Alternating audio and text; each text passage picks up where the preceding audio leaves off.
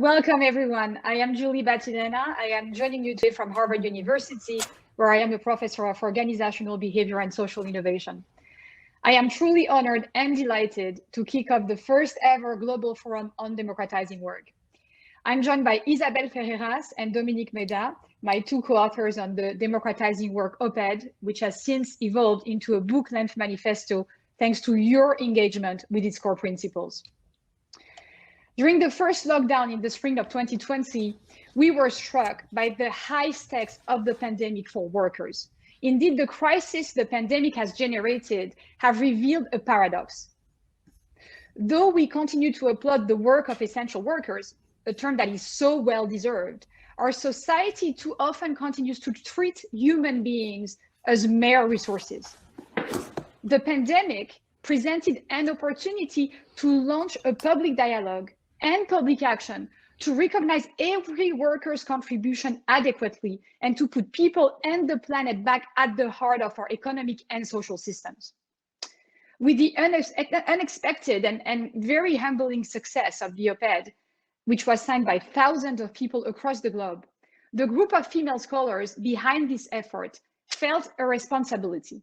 The responsibility to continue this conversation and transform this energy into action, to share best practices and to deepen our understanding of how to build an economy that is both democratic and sustainable. We owe our thanks to several exceptional people who helped inspire our work. As we kick off this first ever Global Forum on Democratizing Work, we want to pause together to pay tribute to one of those people, the great philosopher Charles Mills, who recently passed away. Widely recognized for his seminal book, The Racial Contract, Charles Mills has been a trailblazer, turning the world's attention toward the real conditions of inequality and introducing race to the core of Western political philosophy. Charles Mills signed the op-ed, and in fact, he spoke at our first meeting following the op-ed's release. His support meant a great deal to all of us. Today, we mourn his passing and strive to stay true to his vision of the world, one full of empathy, combined with the urgency of advocating for racial justice. As we move into the next few days of exchange, let us remember and honor Charles Mills and harness his daring willingness to advocate for difficult but necessary change. Thank you again for joining us today, for sharing your time, your expertise, and your passion. We look forward to furthering conversations over the next few days about the difficult but necessary changes that have to be implemented to create a society that will be greener, fairer, and more democratic. Now, let me share with you some information about the logistics of this event. In the column to the right of your screen, go to the Translations tab. And what we need you to do is to select the language that you want to listen to. Please make sure to stay on the same channel during the whole session. And please click on the Mute All button to only hear the interpreter. Let me now turn to my dear friend, colleague, and co-author, Dominique Méda. Dominique, à toi.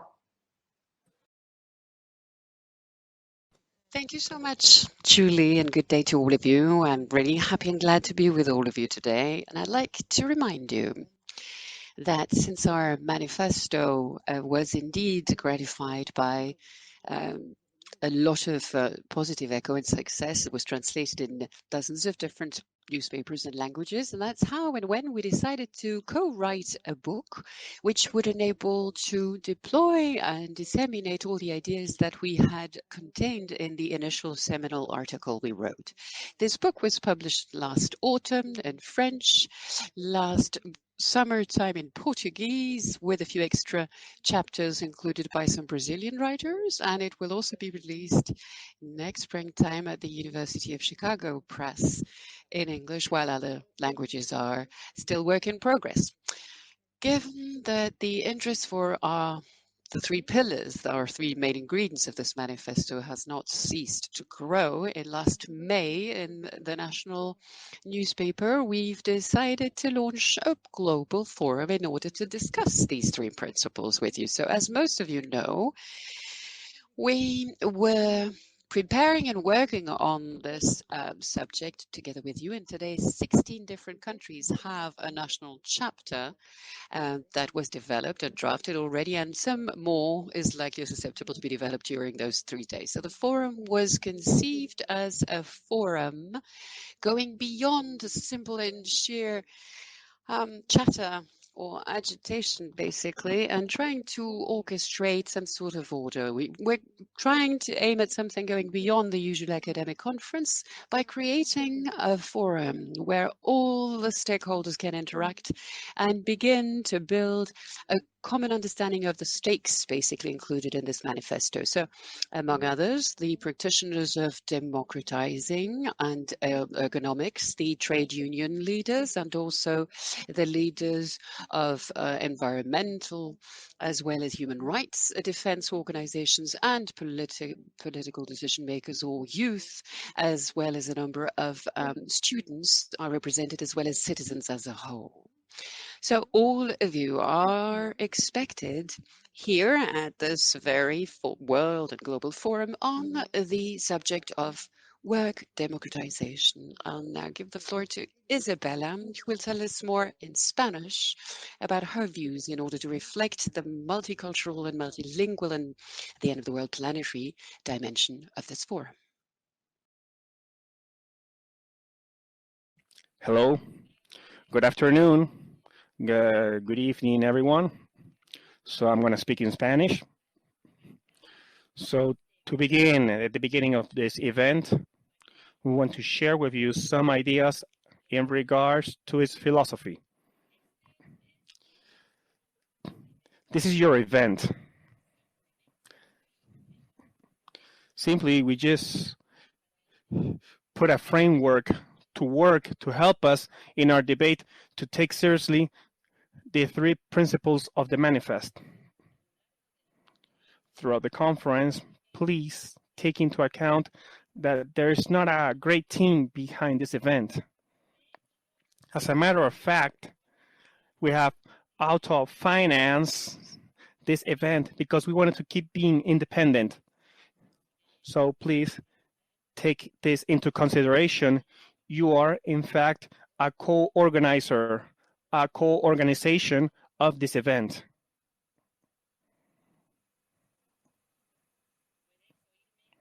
Can you hear me properly? Can everyone hear me? Can everyone understand me in French or in English? Yes? There's a person in the chat that says that can't understand me. Yes, okay.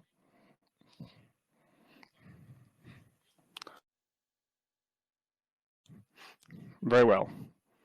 So let's continue. Like several among you that helped in the organization of over 100 panels of this event, let's hope that this spirit of collaboration expands throughout the 3 days. So this is an invitation for everyone to help us for this to be as most interactive as possible. So I invite everybody to be proactive in the resolution of any problem that can be created. So thank you for understanding this. The program has been coordinated with an effort, a collective effort. At the beginning of the forum, on behalf of all of us, I want to express my gratitude to all the members of the organization committee and all the volunteers that mobilize throughout these 3 days, especially Alicia Pastori Camarasa, that has been working 24/7 to make this event come true, with the help of Camille Alejandra Casas, Kyle Moore, and Desoy Robertson, and others. Please let me also point out the work of the coordinators of the national chapters that are already established in 16 countries. Their work has been phenomenal. There are just too many people to mention right now, but I invite the public that's hearing us to visit the program and to get to know them. They are really wonderful. We're going to have benefits from all of this throughout these 3 days. So I thank you very much. We thank you for your hard work for making this event come true.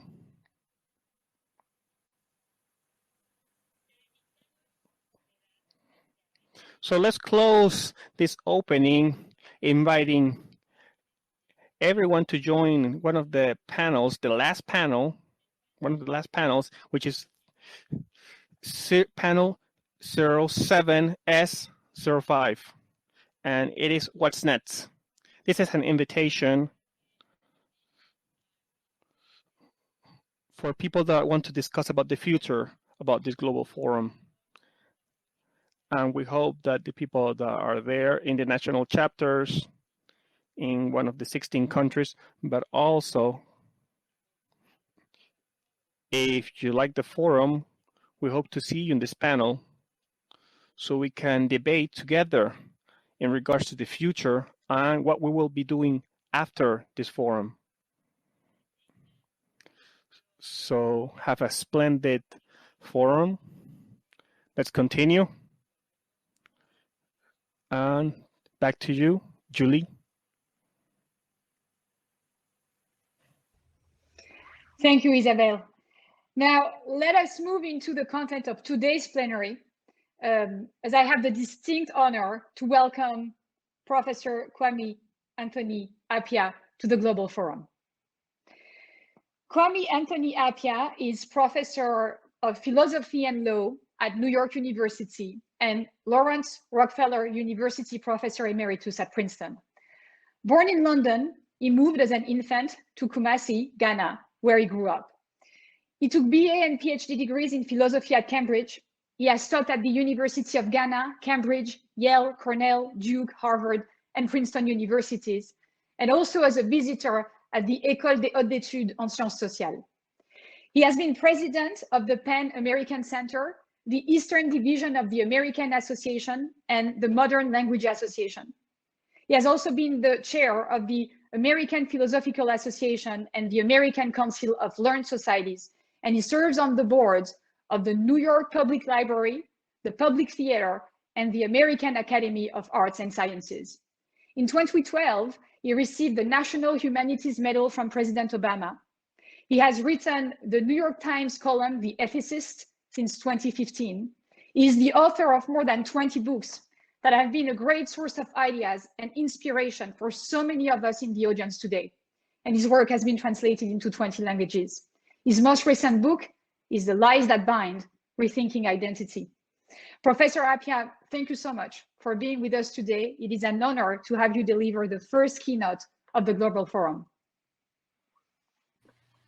Thank you so much for that kind introduction, and I'm very delighted to be to be with you all today. So I'm going to spend 30 minutes just laying out some of the many, many issues that arise around democratization in the workplace. Most healthy adults today spend 5 days of the week for much of their lives doing what we call a job in English. Because people typically spend 8 hours or more of each weekday at work and another 8 or so hours sleeping, it's where we spend about a third of our waking hours. It's also, as a result, the site of a great number of our relationships. And if we're lucky, our job is not just a source of a decent income, we will think the work worth doing.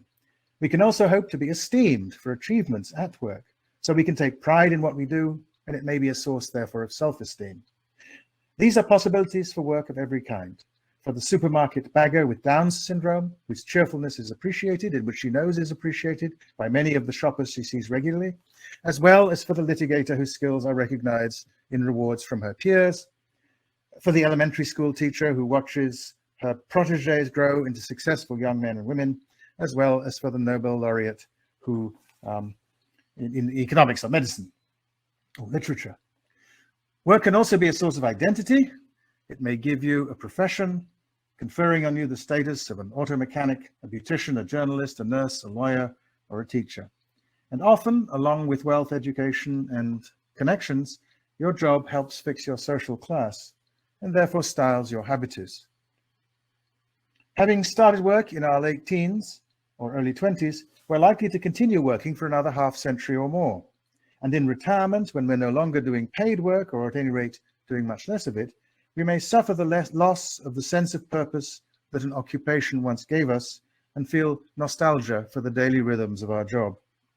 We recognize in ethics and moral philosophy generally that the character of our relationships matters. And this thought has come to be central to more recent thinking about political equality too. But the focus of our interest is more likely to be on relations with our fellow citizens generally, on what it means to treat each other as equals, for example, than on how we interact with others in the workplace in particular. Indeed, at least in the United States, we take it for granted that at work we are not equals. Most work is organized hierarchically. There are managers, bosses, deans, and CEOs. We have spent a great deal of time in political philosophy reflecting on how the state and its agents can derive the authority to command the citizen. Only recently, I think it's fair to say, have philosophers, at least in my traditions, begun to take with full seriousness questions about democracy in the workplace. And we've been assembled here by just such a group of philosophers and asked to begin thinking together, in effect, about the connection between flourishing in the lives of workers and the democratization of their places of work. The jobs created by the Industrial Revolution did at least 4 important things. First, of course, they produced goods in larger quantities with increasing efficiency. A second thing they did was to provide employees and shareholders and owners with income. They built on the genius of capitalism for taking one person's savings and combining them with the industry and ideas of others to provide resources for them all. A third important consequence was the creation of new forms of community. Trade unions came with union picnics, and factories may have sports teams and Christmas parties. At work itself, too, at least in the best of jobs, one's product is the result of rewarding social processes, the combined effect of the coordinated interactions of human beings collaborating, working together. And the final fourth contribution was that if you were lucky, your work was a source of significance, of meaning. By the time the Universal Declaration of Human Rights was formulated just after the end of the Second World War, Article 23 guaranteed the right to work, to free employment, to just and favorable conditions of work, and to protection against unemployment. It's natural to think that this thought was grounded in the recognition that good work was a central element in the flourishing of human beings in modern social conditions, not just because it produced the income necessary to gain life's necessities, which you cannot acquire for yourself in an industrial society, but also because it provided forms of meaning and sociability that are central to a decent human life. But Article 24 immediately added that everyone has the right to rest and leisure, including reasonable limitation of working hours and periodic holidays with pay. And that was grounded in the reflection that a satisfactory and meaningful life requires goods that come from outside work as well. The COVID-19 pandemic has raised some particularly important questions about work. In particular, it's required us to think about what sorts of work we can or should require in circumstances that expose the workers to risk of contracting a serious disease. You might think, as I initially did, that the idea of the essential worker, the phrase the essential worker, was fit for that purpose. But in US government discussions, as Joss Cohen has recently taught me, the origins of talk of essential work derive from a national security perspective. Essential work is necessary work to maintain certain forms of national infrastructure. That's not the sense of the term that I had in mind. So since the expression essential worker is taken, I'm going to talk instead about necessary work and the people who do it as necessary workers. Necessary work is, by stipulation in this talk, the work we need to continue in a pandemic, even though it may put the worker at risk. Professor Appiah, can you hear me? Yes. So I'm back. So the translators are trying to keep up. And so they're asking us if you can speak just a little bit slower, and the audience wants to also be able to absorb everything you're sharing. Thank you so much. The way the expression essential work was actually used, it had one very specific function. It was used to identify those who were to be vaccinated first, because it was important enough that they should continue to do their work despite the risks to them and to others posed by their doing so. This fact reflects an important ethical dimension of thinking about necessary work. We must mitigate, to the extent we reasonably can, the risks it poses to the worker. Given the importance of necessary work and of the people who do it, it's fitting to honor those that do significant amounts of it. To honor someone is to treat them as worthy of respect, to esteem them because they rank high in the scale of contribution to some valuable end. We will honor, too, those who risk more than others, whether or not their contribution is greater than normal, because sacrifice in a good cause is worthy of respect. Healthcare workers, even with adequate personal protective equipment, took significant risks in the first stage of the pandemic, when vaccination was not available and the disease was not well understood. Even those whose direct contribution to saving lives was small were contributing to something worth honoring. The indirect effect of their actions, enabling the whole healthcare system, were substantial. But most reflection, at least in my society, went on largely against the background of a failure to reflect on the deeply undemocratic character of the places in which so much necessary work is done. The question was who should be required to go on working and who need not, who should get vaccinations in what order, so that necessary work should get done. There was almost no discussion about the role of workers themselves in making these decisions. Governments, local and national, and bosses were to reflect on these issues and then make decisions about them. No doubt in businesses with strong unions, there would have to be consultations about such matters. Last year, the United Food and Commercial Workers Union negotiated a deal with Tyson Foods, one of the largest meat industry companies in the United States, that accepted the company's requirement that workers be vaccinated, but at the same time secured paid sick leave for them. But in many places of necessary work, there are no unions, weak or strong. With many of us working from home and avoiding shopping in person, the workers at Amazon and places like that, who provided many people with goods they needed to live and work at home, were doing necessary work necessary to enable the economy to go on and provide the resources necessary for decent lives. But they did so without the benefit of union representation to negotiate the terms. The bleak conditions in the seasonal work at the Amazon distribution center, from which the character Fern departs at the start of the movie Nomadland, reflect the results. It is natural, faced with such results, to return to the idea that just as democracy in the public world should be means of securing the dignity of public life, it is a natural solution in the world of work. Now, when we think about democracy in the political sphere, we start naturally enough, as Aristotle did, with an account of what it is for a human life to go well, an account in his terminology of eudaimonia, or human flourishing. Once you know how people flourish, you can think about how to organize the state to allow for flourishing. Aristotle didn't get the right answer here, but the strategy strikes me as the right one. The right theory of the good state, that is going to recognize the plurality of human goods, from nutrition and housing to respect and sociability and significance and intimacy and a whole lot more, and then figure out how best to guarantee those goods will be available, at least to the extent possible, to all and on fair terms of cooperation. Similarly, the right account of a decent society, those features of social relations and social norms that are not enforced by the iron hand of the law, will pay attention to these issues in thinking about those norms and relationships. Economic relations of exchange, too, which are shaped both by state and society, require such reflection. And to focus now on our focus, the same should be true of our thinking of our organization of the workplace. It's not likely that only one response to all these considerations will make sense for state, society, economy, or workplace. There will be plenty of space for what Mill called different experiments of living at all these levels. As the manifesto that brings us together recognizes, the problems of justice in the workplace that the epidemic drew to everyone's attention seem, many of them, to be the sorts of problems naturally solved by giving to workers the right to participate in decision-making, as their representatives did in the Tyson's food negotiations. But that's not the only thing that it suggests. In the modern economy, large corporations have very great bargaining power in determining the conditions of work and the incomes they offer to workers. There is a place, surely, for setting legal standards on how workers are treated and the conditions of their work, in part because we don't want businesses to be able to compete by saving costs in ways that put their workers at risk.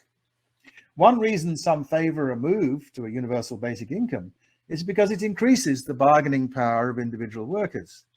It's not a substitute for an income gain from work, but a supplement to it that can help to secure better conditions of work. I mean, it does other things as well, but that's one of the things that it does. But another form of intervention by the state is not just by legally enforcing working conditions that secure the dignity of workers and increasing their bargaining power in the labor market, but by increasing their role in determining their conditions of work by giving them the legal right to participate in decisions about those conditions. And this is one place where the point about the irreducible plurality of human goods is important. Rights at work, like rights in the political sphere, can be tailored to secure certain specific human interests. Safe conditions can help to secure bodily and psychic welfare, and so a right to safe conditions of work enforced by government inspectors seems like a good idea, whether or not the workplace is democratic. But one excellent way to let workers protect their interests and their concerns is likely to be to give them mechanisms that secure them the right in participating in deciding how these conditions are achieved. Of course, a benevolent management can care about working conditions, but workers have many concerns and different ways of balancing them. A business is not just a place with a bunch of workers, it's a place with a particular bunch of workers. And if we want to guarantee that their experience at work is dignified and safe and rewarding for those particular people, the natural way to do so is to insist that they have a right to be heard. The same company with different workers might well need different solutions, not least because one thing that legitimates a solution is the participation in shaping it of the people it regulates. Many business leaders, many people are likely to object that there's no way of doing this that will allow businesses to do what they're centrally supposed to do, which is to provide goods and services. Trained managers, they will say, are equipped to make these decisions. Many workers are not. We're just so used to a deeply undemocratic work world that many cannot imagine it functioning successfully. Others will object that the coordination of activity requires hierarchies of authority that are bound to be undermined by granting workers the right to participate in decision-making. Now, I think the right response to these objections is to point to two important features of political democracy that meet similar objections there. First, democracies must indeed have mechanisms for managing expertise. That each of us as a citizen has a role in decision-making does not mean that those decisions cannot be attentive to the views of experts.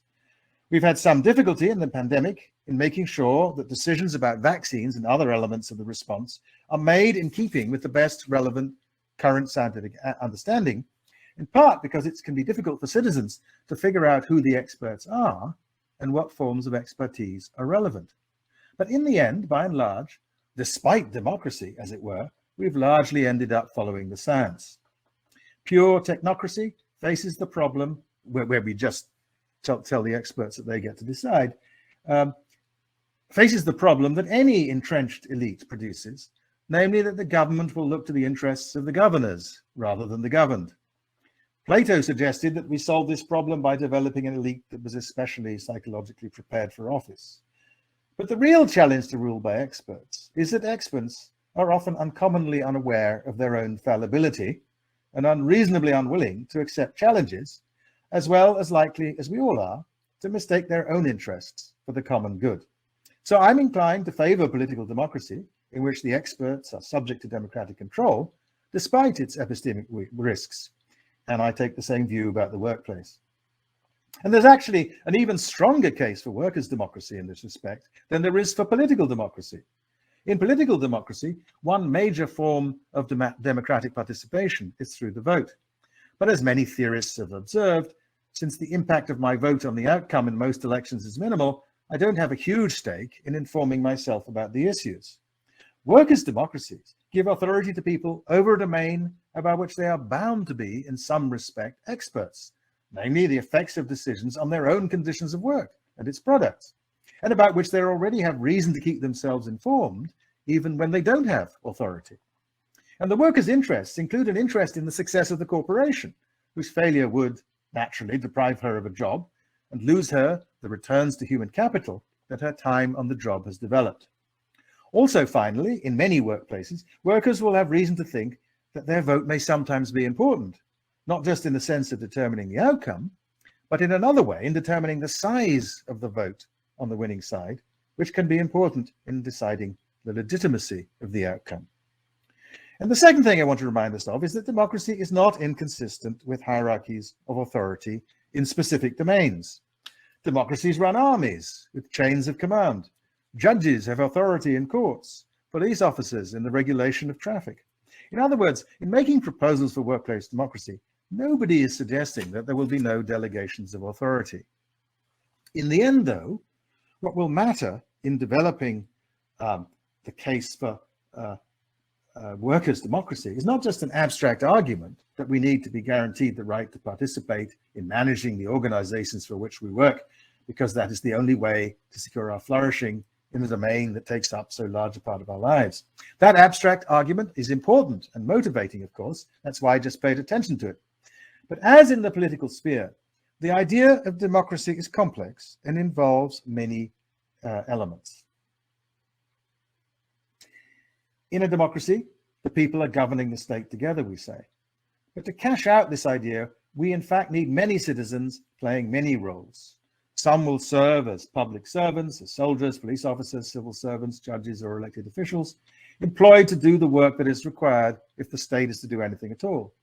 Others will serve the Republic from time to time as unpaid jurors or as election officials. And the Republic will only work as it should if most of the citizens who do these things think about what they are doing in certain morally guided ways. But there's a further task that has to be performed if the Republic is to work. Some, at least, of us must vote. One of the most major reasons that democracies are better places to live than tyrannies is that we change our rulers from time to time. That disciplines those who are, for the time being, exercising authority.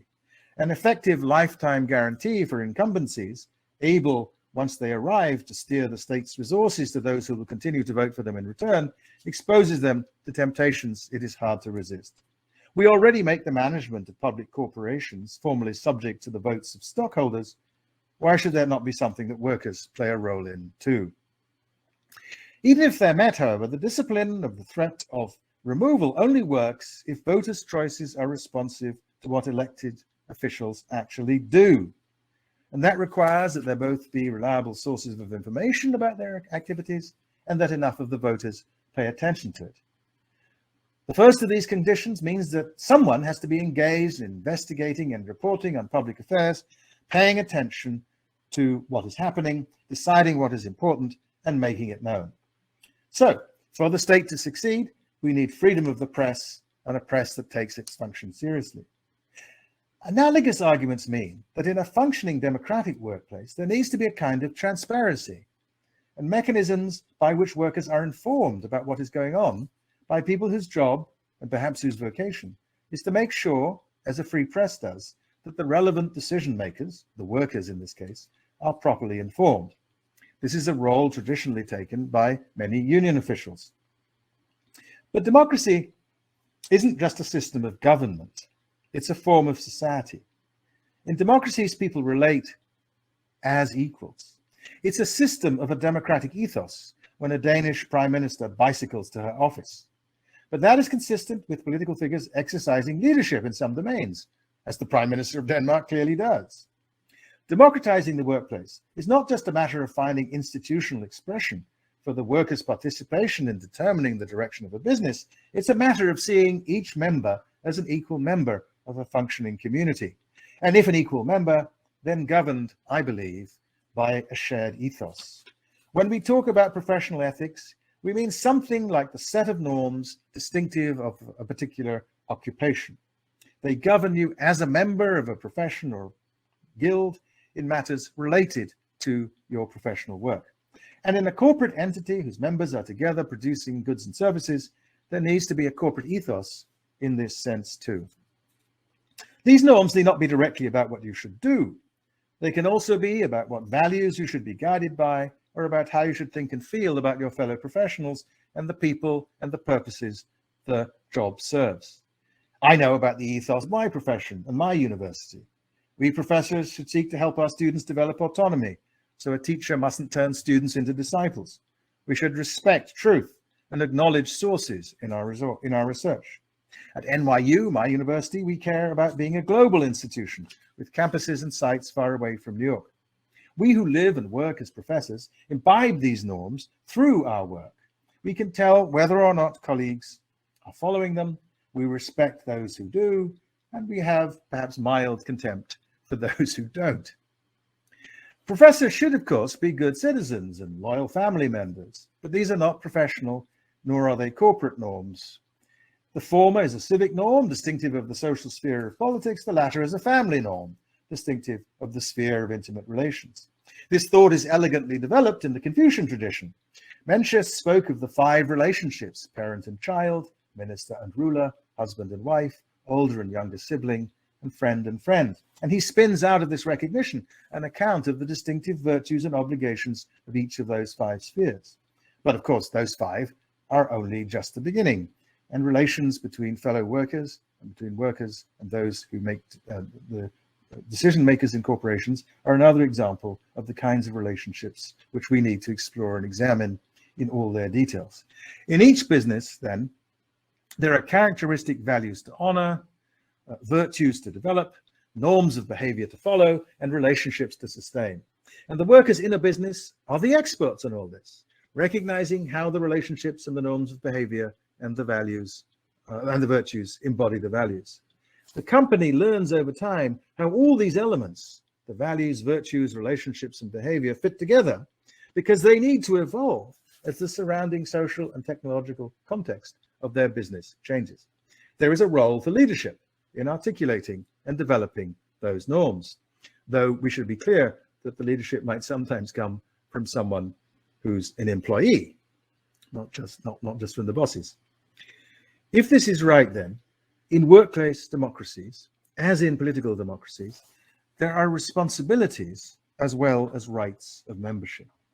And I imagine a voice from the back of the room wondering whether, if that is the cost of democracy to the worker, might it not just be easier to leave management to the bosses and accept that as long as the conditions of work are above the legal minimum and the pay is good, democracy is too much trouble.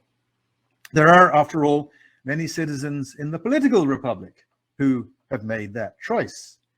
And I'm inclined to think that the response to that voice from the back of the room should be the one that I would give to those citizens who make the political choice in the public sphere. The qualities of your company that you're assuming are better secured by democracy. Their presence in an undemocratic workplace, if it happens, will be a matter of luck.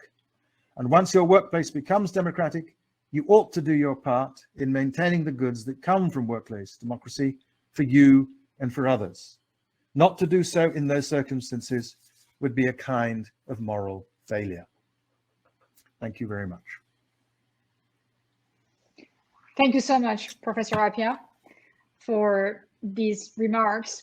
So I just want to make sure that everyone knows, like, you have a Q&A tab. Please feel free to ask your questions. And as you're sending your questions, Professor Appiah, then I'll have the privilege to ask you the first question maybe today. Resistance to the democratization of workplaces can, of course, come from the top. Like, you know, the people who've been at the top, who've concentrated the power in their hands, have a number of reasons to not let go of that power. But as you pointed at the end of your remarks, resistance can also come from other people. You were referring to the voices at the back of the room with this argument, which is to say, at the end of the day, maybe we're just better off letting those who've been deciding continue to decide for the reasons you highlighted.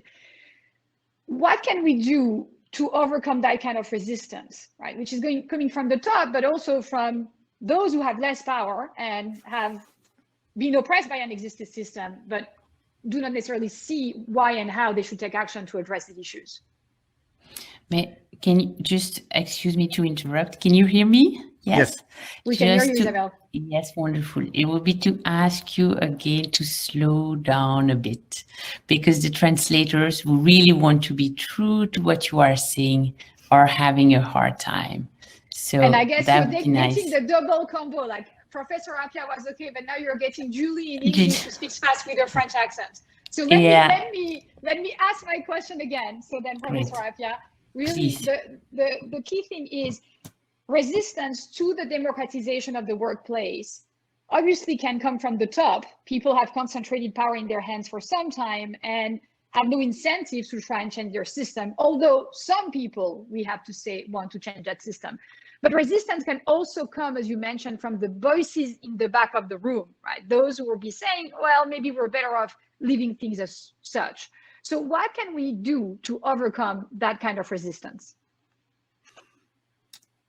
I think the first thing that can happen is what happened in the case of political democracy, which is that various experiments were started in the American Revolution and the French Revolution and so on. These are the things that John Stuart Mill called experiments of living. And the reason some of that spread was because it looked like it worked. And so I think we need experiments in workplace democracy as kind of beacons, examples, which, you know, as they work, will be a good answer to the people who say, why should I bother? The answer is because those people over there are bothering to participate in the management of their corporation and their local conditions of work. And that is making for better lives for them, maybe even better productivity for their company. But you know, the company's surviving, people are happier there, but it depends upon you being willing to participate in this way. Now, if you think about the analogous objection in the political sphere, it comes from people who say, look, in a civilized society, I shouldn't have to think about politics all the time. I should be allowed to have other projects and concerns. And that's right. So nobody's saying that in a workplace democracy, you're going to have to spend all your time at home planning your participation in the democratic life of your company, any more than anybody thinks that we should spend all our time at home planning our participation in the democratic life of our society. But as I said at the start, for many of us, this is something like a third of our waking hours. And surely you should be willing to invest some of your time in thinking about and in making decisions about and in participating in the process of decision making about something that is a third of your waking hours. It will increasingly not be the only source of your material welfare, because in civilized societies, we will have guarantees of healthcare that don't depend upon income, and we'll have, I think we should have basic incomes, which mean that your basic needs can be met without a job. But it will be an important part. It will continue to be an important part for many people of the source of their income. And as I say, it will take up a lot of their time. So if that's true, then you ought to be willing to spend, as it were, at least as much time thinking about it as you should be willing to spend thinking, I think, about the state, about which in some ways you're less of an expert, you're less competent. I'm less competent to make decisions about the size of the deficit than I am to make decisions about what the temperature should be in my office. And the fact that the university can save money by making the temperature something or other in the summer or the winter is one consideration, but another consideration is whether I can satisfactorily work there. And I'm the expert on that. So I think those are the things I would say. You're equipped to do this. It's an important part of your life, and we can show you models of it working. We can show you, just as when I grew up in Ghana, which was briefly a democracy when I was a child, and then a military dictatorship for a while, and then is now a democracy again. But part of the reason it's a democracy again is because people can see, both within Ghana, but also at the beginning outside Ghana, the advantages of democratic societies elsewhere. Thank you, Professor Appiah. So for citizens to be able to play a role, they have to develop the skills to exercise the kind of civic vigilance that's needed for a democracy to prosper and develop and be maintained. I'm going to one of the questions from Rebecca Lurie, who's actually now pushing us to think about the skills that people will have to develop in organizations for democracy to potentially become a reality. So it's related to the conversation we were just having. So what do you think about those skills? What are they, and how can we try to educate the younger generation so that they have the necessary skills by the time they join corporations? I think, obviously, this is a crucial issue. As it were, the citizen competence is what makes democracies work. A democracy of citizens who don't know anything about what they're doing isn't going to be very, very effective. And so some of the virtues, I think, some of the skills you need are skills that you need in political life. I would say here's one skill which is deeply neglected in the political sphere, but which is absolutely going to be central as we develop workplace democracy. It's the skill of actually listening to what other people say. We're terrible at this in the United States, and we are a community all around the world, so you can make a judgment about how good you are in your society. But speaking as a New Yorker and as an American citizen, we're terrible at this. I think that that's going to be an important skill in developing workplace democracy, because we're so used in work to sort of top-down communication. And particularly for managers, I think learning to listen patiently and not to respond with a sort of irritation or contempt because you think that they just don't understand what's going on and they're making a mistake, and God, why do I have to deal with this? That's a very important skill on the managerial side. On the workers' side, on the employee side, I think learning to trust yourself, giving yourself the self-respect to articulate your concerns, knowing that there will likely be some people who respond in that way with kind of contempt, and pushing ahead anyway. And that's going to work only if workers support each other in these contexts, that they object when somebody is put down and so on, that they develop what I was calling a democratic ethos, an ethos in which what matters is that people get heard and that their concerns get attended to, even if you don't share their concerns, or even if you think that they're misguided. The skills for doing that, again, are skills that seem to be important in social life generally, and so they should be taught in schools. We should be, here are two exercises that I've always thought were very good exercises to do in elementary schools. One is have a conversation going, but here's a rule. We can't stop until everybody said something. And here's another rule. I'm allowed at any time to say to somebody, what did Johnny just say? Pay attention to what other people are saying so you can, and if you don't understand what Johnny said, ask him. So imagine children used to an ethos like that, well, then they'll be better prepared for discussions about what should happen on the small and large scale in the business. I mean, I'm imagining that a crucial part of democratizing the workplace is involves a kind of subsidiarity. That is to say, it involves you having significant control over the smallest units within which you work.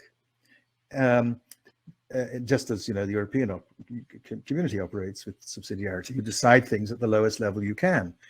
At that low level, these habits of mind and of behavior are terrifically important in making the thing work. People don't just want to be heard, they want to think that you respect them. And you have to practice that. And as I say, I think it's something you can start in elementary school.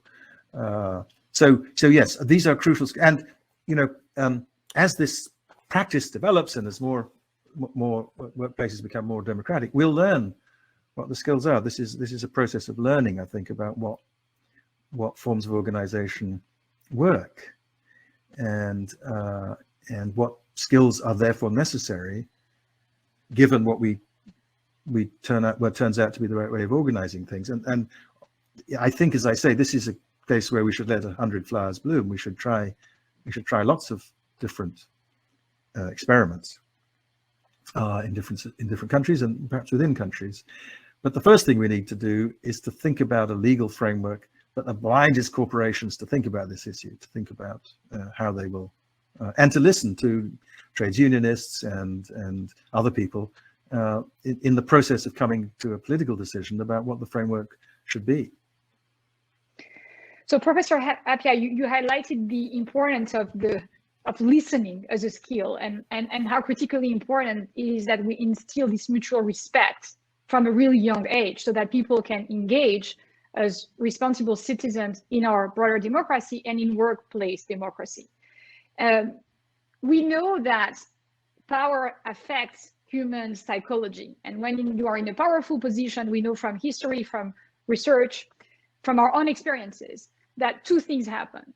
When we have power, we tend to become more hubristic, and we also tend to become less sensitive to others. We're more self-centered. One of the questions we just got from Miguel Prado is tackling this issue. You just highlighted the importance of listening and mutual respect. But at the same time, we also know what power does to people. So now the critical challenge becomes, how do we teach leaders to exercise more deference, right, to the will of those whom they lead and to the principles of workplace democracy?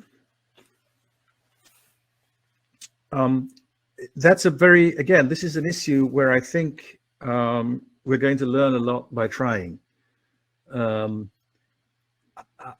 you're perfectly right. I mean, the Lord Acton famously said, "Power corrupts, absolute power corrupts absolutely." And many CEOs have effectively something like absolute power. They control their boards, and they can get away with terrible things. And the more you can get away with terrible things, the more you will. That's why, you know, movie stars often behave so awfully. It's because everybody's running around refusing to tell them that they're behaving badly. I think that, so this is something where, you know, there's a crucial role for the people around the top management. And I'm talking about people like boards and other managers. I think it's really important for boards to say, look, if we as a company are committed to democracy here, we're just going to have to get used to the fact that you can't operate with a thin skin, Mr. President, Mrs. President, Ms. President, Ms. President. You've got to let people say what they think, and you've got not to shout them down or sneer at them and so on.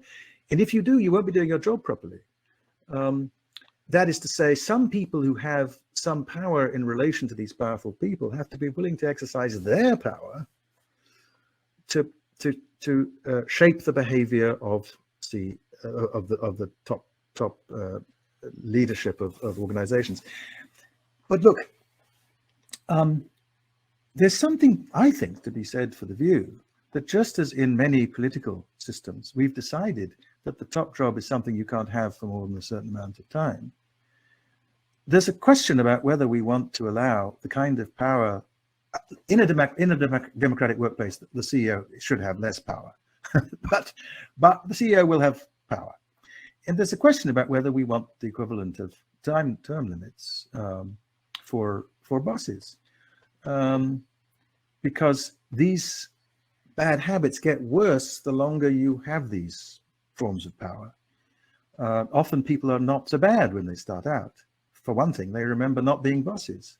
But you know, if you're running a company, a corporation for 15, 20 years, there's a reason why, you know, say most American universities don't have their presidents last more than about a decade.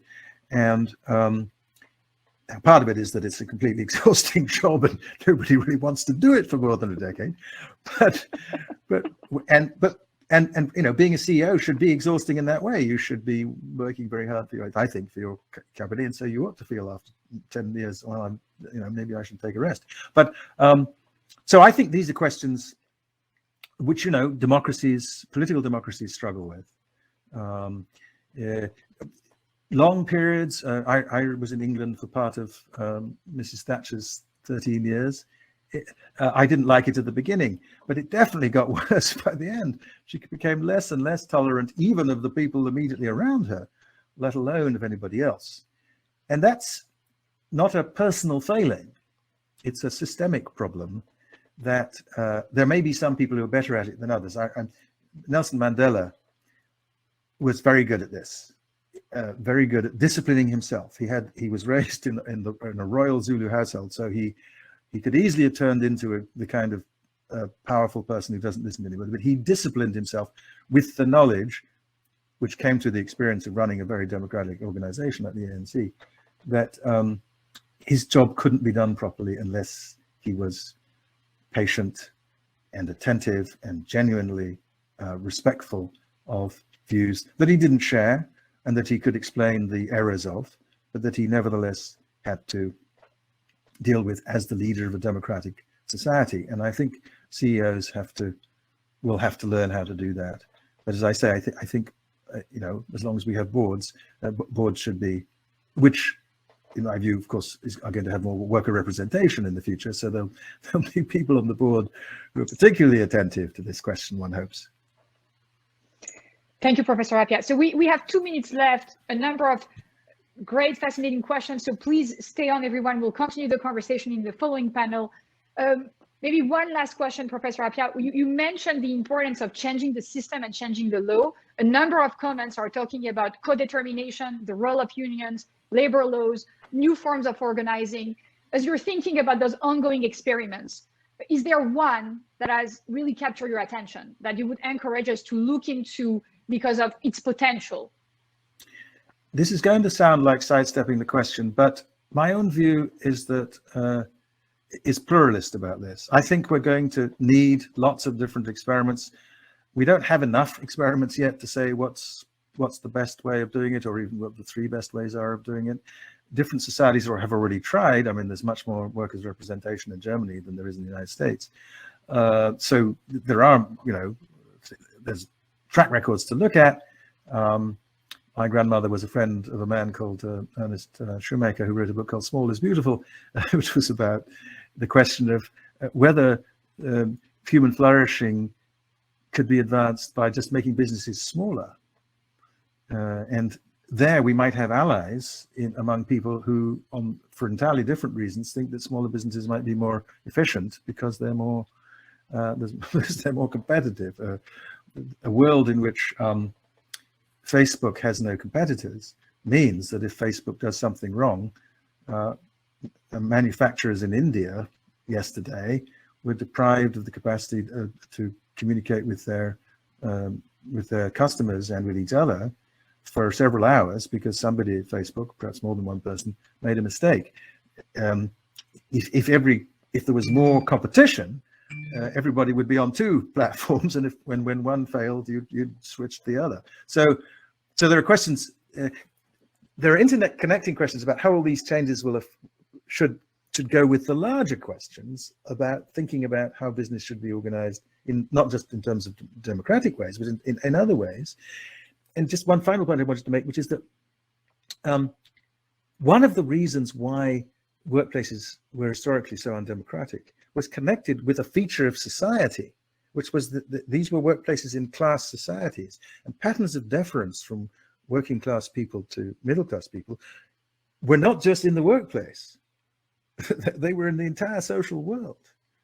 And if we make the workplace democratic, I believe that will help us with one of our social problems, which is the persistence of classism, which in my view is an under reflected upon problem in the United States and in Britain and in Ghana, which are the three countries I know best, and I'm sure is under thought about in most places. But democratizing the workplace is part of democratizing society. Thank you so much, Professor Appiah, for this deep, thought-provoking and very engaging keynote and exchanges with the audience. And thank you all for joining us for this first session. We will be back in 15 minutes. In the meantime, we invite you to go to the networking tab where you can talk one-on-one with other attendees, and you'll be randomly selected. So it promises to enable you to get to meet new people and discuss all of your ideas about the principles of democratizing, decommodifying, and decarbonizing. Thanks again, everyone.